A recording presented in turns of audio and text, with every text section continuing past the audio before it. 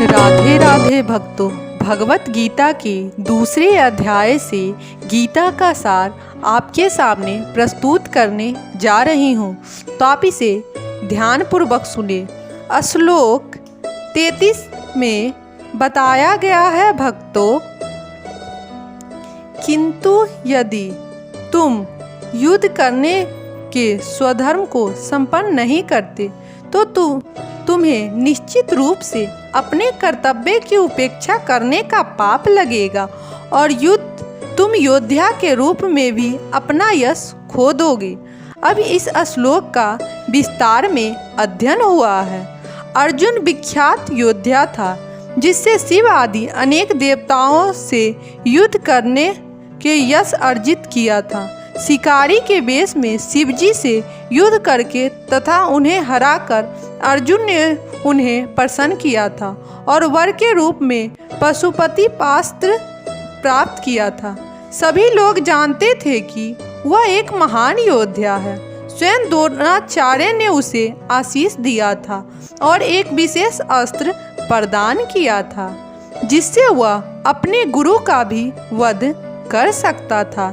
इस प्रकार वह अपने धर्म पिता एवं स्वर्ग के राजा इंद्र समेत अनेक अधिकारियों से अनेक युद्धों के प्रमाण पत्र प्राप्त कर चुका था। किंतु यदि वह इस समय युद्ध का परित्याग करता है तो वह न केवल क्षत्रिय धर्म की उपेक्षा का दोषी होगा अपितु उसके यश की भी हानि होगी और वह नरक जाने के लिए अपना मार्ग तैयार कर लेगा। दूसरे शब्दों में वह युद्ध करने से नहीं अपितु युद्ध से पलायन करने के कारण नरक का भागी होगा। श्लोक 34 में बताया गया है भक्तों, अकृतं च अपि भूतानि कथ्यस्ति ते अव्याम संभाविष्य च अकृतं मर्तम अतिचिंत्य।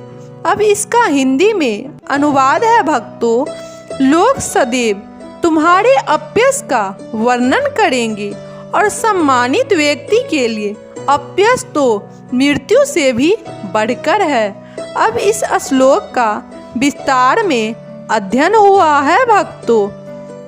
अब अर्जुन के मित्र तथा गुरु के रूप में भगवान कृष्ण अर्जुन को युद्ध से विमुख न होने का अंतिम निर्णय देते हैं। वे कहते हैं, अर्जुन यदि तुम युद्ध प्रारंभ होने के पूर्व ही युद्ध भूमि छोड़ देते हो तो लोग तुम्हें कायर कहेंगे, और यदि तुम सोचते हो कि लोग गाली देते रहें किंतु तुम युद्ध भूमि से भागकर अपनी जान बचा लोगे तो मेरी सलाह है कि तुम्हें युद्ध में मर जाना ही श्रेयस्कर होगा।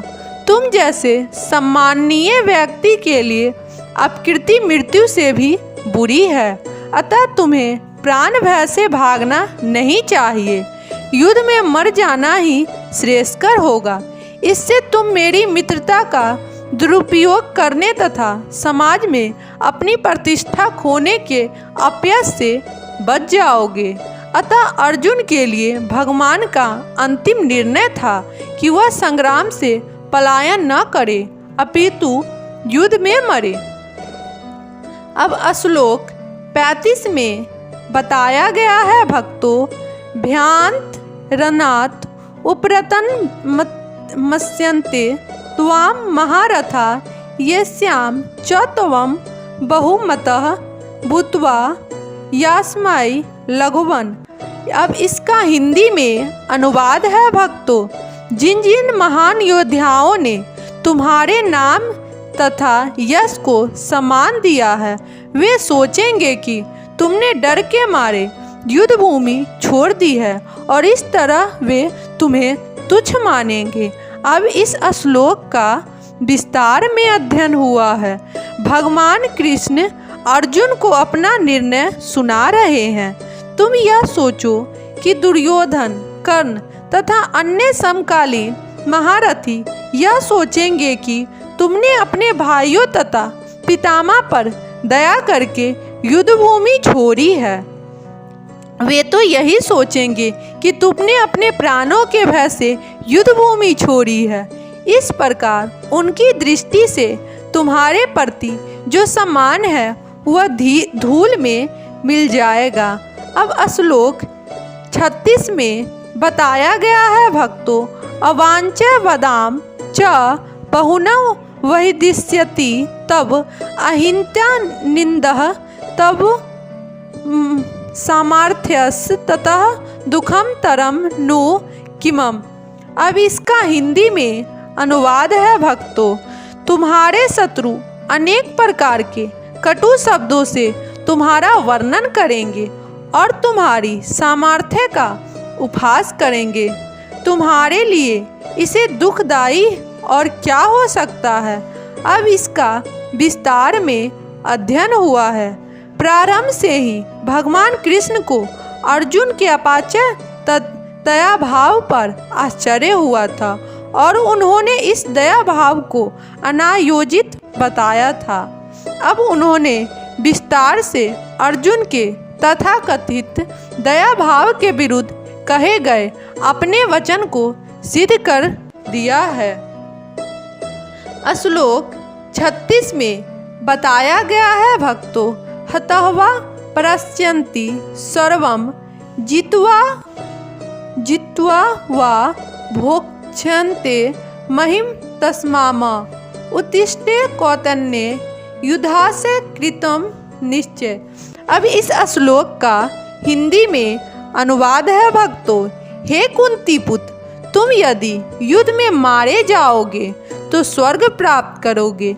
यदि तुम जीत जाओगे तो पृथ्वी के साम्राज्य का भोग करोगे। अतः दृढ़ संकल्प करके खड़े हो और युद्ध करो। अब इस श्लोक का विस्तार में अध्ययन हुआ है भक्तों।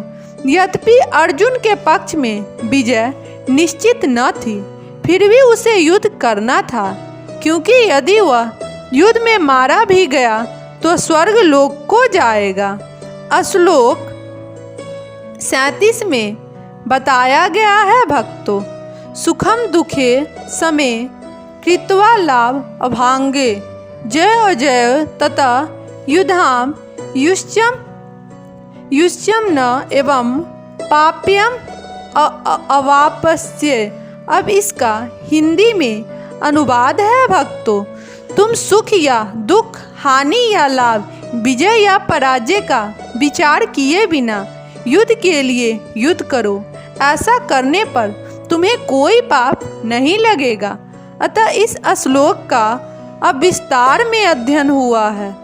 अब भगवान कृष्ण प्रत्यक्ष रूप से कहते हैं कि अर्जुन के युद्ध के लिए युद्ध करना चाहिए, क्योंकि यह उनकी इच्छा है। कृष्ण भावनामृत के कार्यों में सुख या दुख, हानि या लाभ, जय या पराजय को कोई महत्व नहीं दिया जाता। दिव्य चेतना तो यही होगी कि हर कार्य कृष्ण के निमित्त किया जाए। अतः भौतिक कार्यों का कोई बंधन फल नहीं होता। जो कोई सदोगुण या रजोगुण के अधीन होकर अपनी इंद्रियों तृप्ति के लिए कर्म करता है, उसे अच्छे या बुरे फल प्राप्त होते हैं। किंतु तो जो कृष्ण भावनामृत के कार्यों में अपने आप को समर्पित करता है, वह सामान्य कर्म करने वाले के समान किसी का कृतज्ञ या ऋणी नहीं होता। भगवान ने कहा है,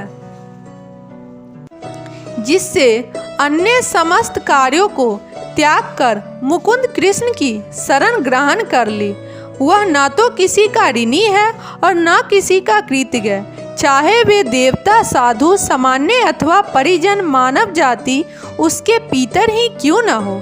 इस श्लोक में कृष्ण ने अर्जुन को प्रत्यक्ष रूप से इसी का संकेत किया है। इसकी व्याख्या अगले श्लोक में और भी स्पष्ट से की जाएगी। राधे राधे भक्तों।